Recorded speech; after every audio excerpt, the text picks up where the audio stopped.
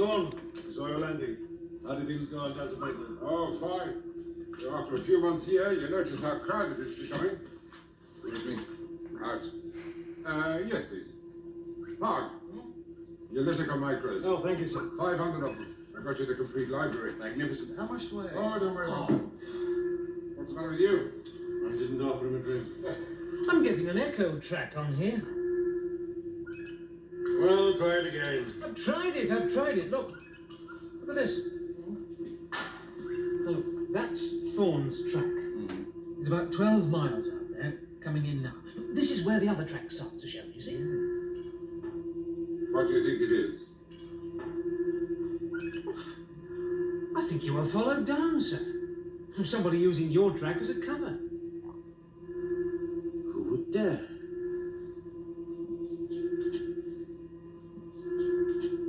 Well, that's definitely another ship. Yeah. Where's it landed? Oh, out in the swamp somewhere. Split off at the last second. See, the scanners were only set to check your approach to the pad. Any secondary plotting would have been irrelevant. But who would risk it? There's nothing out there but a wasteland. Gentlemen, there is a rumor on Delta Magna that the Sons of Earth are planning to arm the Swampies. Yeah, there are times I could well do without those Sons of Earth. Oh, but surely nobody would give arms to those savages. Those savages, Hag, are getting a lot of sentimental support. The company is putting a lot of effort into making a more balanced picture. But you've got to remember that most people on Delta Magna have never even seen a Swampy. Oh, but even If so, the sir, it's Swampies were given weapons, that could well lead to them attacking the refinery. It could well lead to that. The Sons of Earth wouldn't be likely to arm the Swampies. They've always condemned violence. I don't know. There was a report a couple of days ago in the routine Daily Circular that Ron Dutch ship had vanished from Elbeeden port, and all stations have been told to watch out for him. Ron Dutt. He is involved in gun running, isn't he? Yes, he is involved in gun running. Do you think that's his ship out there? I don't know. But whoever it is, if he's making for the settlement, he's got to cross the swamps. In which case, he may never reach the settlement.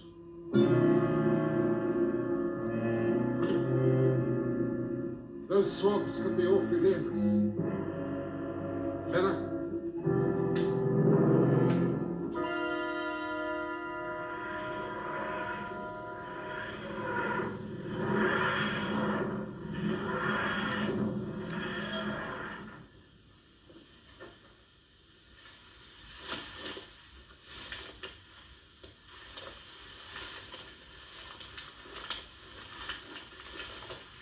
Absolutely necessary to land in a quagmire. I told you it'd be swampy. Not the town this is full anyway. These marshes go on for miles. The water doesn't hurt. Try telling that to K9. He's marooned. K9 marooned. Oh, poor K9. But perhaps that was rather convenient because, of course, that was John Leeson there playing.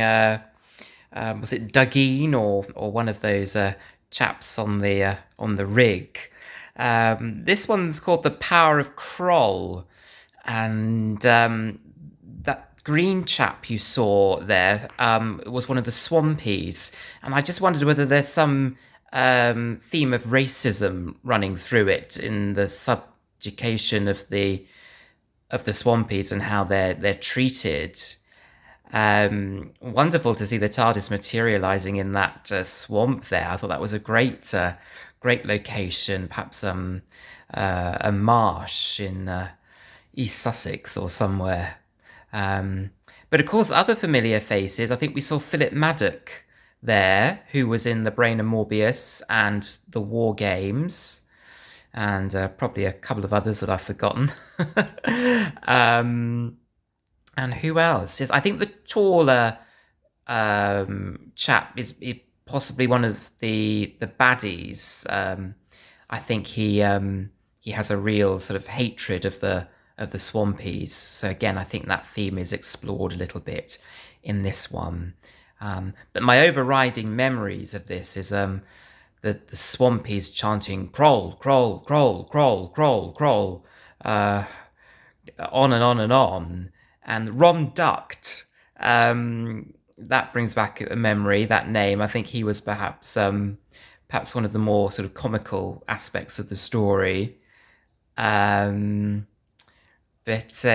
and I think the next segment of The Key to Time is Kroll himself, this huge sort of octopoid.